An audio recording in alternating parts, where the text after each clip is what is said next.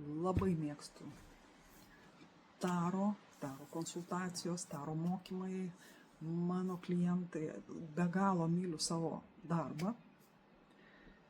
Visokių nuomonių, visokių būlingo patyriau, kas link būrėja, ar tai yra gerai, ar blogai, ir ta žodis būrėja kažkoks neaiškus, mes ten kažką būriam, aš to neradau naudodama kortas.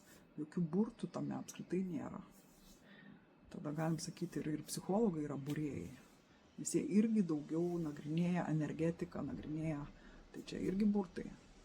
Nes taro irgi yra kaip medicinoje, kaip kažkur labai aiški sistema ir yra vizualai, kurie parodo vaizdą. Kaip mes tą vaizdą traktuojam. Va čia jau yra sąmoningumo dalykas. Jeigu pas mus yra didelis jau įdirbis, jeigu mes matom energetiką, mes susidūrę 100 kartų su tais įvykiais, mes jau atpažįstam iš kortų kombinacijų, kas tai per žmogus, kas tai per situacija, mes pradam sujungti. Vat man tikrai po tiek metų tiek daug dalykų susijungia su taro, kad tas iš ten ateina, tas iš ten. Ir tada tas vaizdas vis aiškėja, kaip koks puzlas, dedi ir vis aiškesnis vaizdas. Tai tas labai įdomu. Mane veža, aš nežinau, kaip kiti sako, tu nepavargstu. Tikrai būnu kažkokiuose, kur daug renginiuose, kur daug žmonių, daug konsultacijų, bet tai įkvepia viduje. Todėl, kad vyksta transformacija. Nėra, kad tai yra prognostika plika, kad atsisėdo žmogus, tau bus tas, nedaryk to. Absoliučiai tai yra ne tai. Kortos parodo vaizdą, kokio energetikoje žmogus gyvena, kaip jisai gali ją keisti, tą energetiką, kur reikėtų atkreipti dėmesį. Čia žmogui yra didžiulė vertė. Aš pati medituodama pradėjau matyti tuos taškus, kur man reikia giliau pasižiūrėti, ir tas atrodė mažytis toks pamatymas, jis man davė didžiulius rezultatus. Kažkada aš atidariau savo įmonę, irgi buvo toks intuityvų žingsnis, kai atrodo, aš neturiu nei išsilavinimo, nei lėšų kažkokių daryti verslą ar kurti kažką, bet yra nuojauta, yra vidinis vedimas, kad šitas taškas yra, nuo to reikia pradėti. Ir tas buvo toks lėtas, bet užtikrintas augimas. Taip pat yra su meditacija. Kažkaip žmonės ateina, vieną kartą pabando, viskas aišku, nieks neaišku. Meditacija yra kaip mokintis muzikos instrumentų groti. Aš pati mokiaus fleitą groti. Ten po 3 metų supranti, kad garso normalaus neišgauni. Kad groja ir vis nėra to garso, tokio kokybiško. Jeigu mes turim gerą mokytoją, man pasisekė tuo atžvilgiu, kai mokytojas visada sako, taip kaupiasi kritinė masė, kad mes turim praeiti tą ir įvyksta toks lūžio taškas, kaip kortos, yra mirties korta, tokia transformacinė, kai mūsų nelieka ir atsiveria kažkokios naujos mūsų potencialas, galimybės, toks perėjimas į kitą lygį. Čia tas pats yra visur. Ir su kortom, su bet kokiu instrumentu. Kažkodėl mūsų visuomeniai kortas įskiria. Būrimai yra blogai. Net kai kurios parodos dabar, kur mes anksčiau eidavom, oi, mes jūsų nepriimsim, nes kortos ten vaikai yra blogai.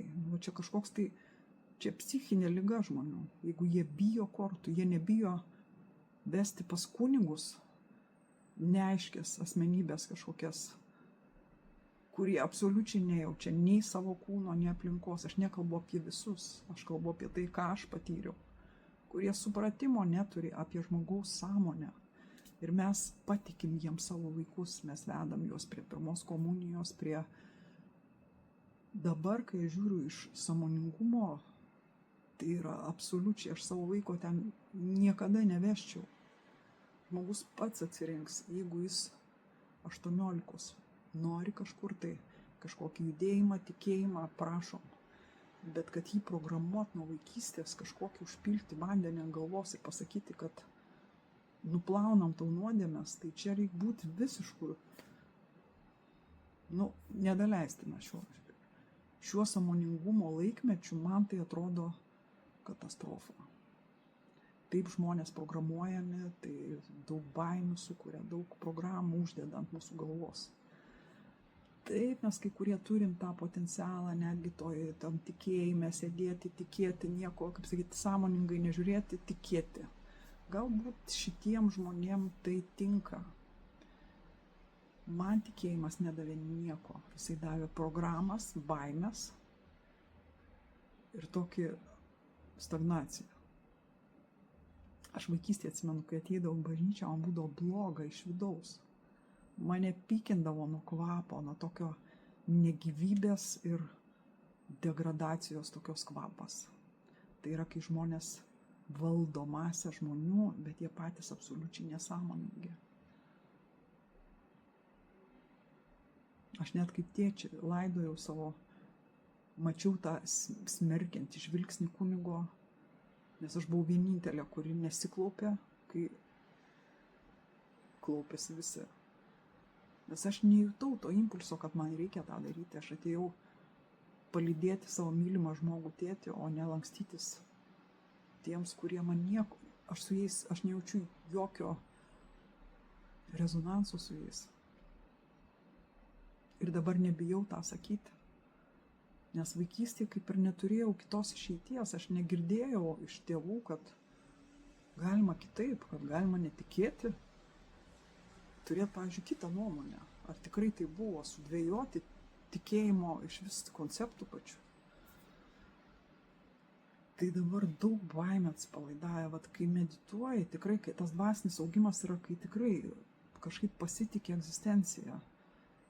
Nėra, kad kažkas už mane nuspręs, kažkas gali mano likimą reguliuoti.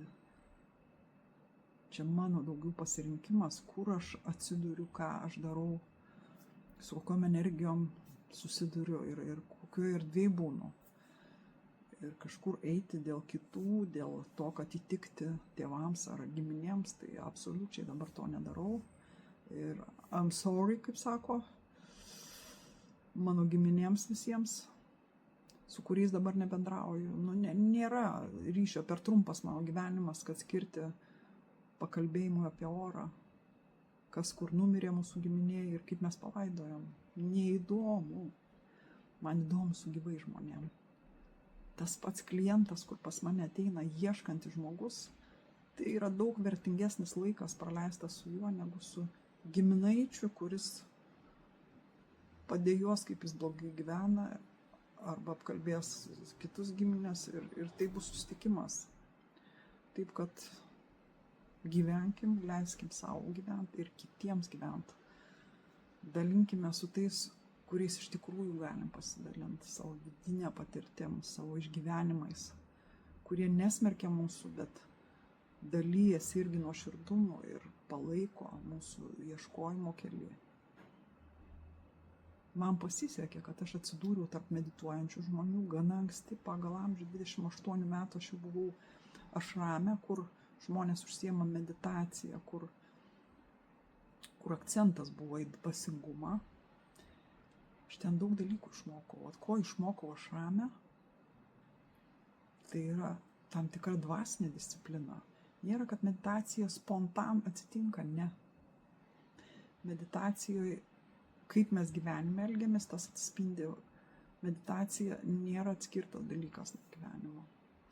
Jeigu mes pasėdėjom valandą meditacijos seminare kažkokiam, išėję mes vėl spjaudomės, vėl keikiamės ant kitų, tai ne meditacija. Tai rodo, kad mes dvilypiai. Jeigu mes pradedam, matom, kad keičiasi mūsų būsena, mes nebenorim keikti kitų, kažkas mūsų nebetraukia, todėl kad vyksta transformacija. Tada yra kažkokia kryptis teisinga. Bet jeigu tai yra dėl kažkokio pliuso, dėl tokio pabuvau ir aš esu kažkoks, ne, čia toks, man tai tas labai ženkliai matosi. Aš jeigu nepadarau to pati namų darbo, ką aš turiu padaryti net su ta pačia meditacija, man nepadės joks seminaras, joks mokytojas. Jeigu aš grįžus po seminaro nesujungsiu kai kurių dalykų, žemiškų dalykų. Nes tikrai po seminarų meditacinių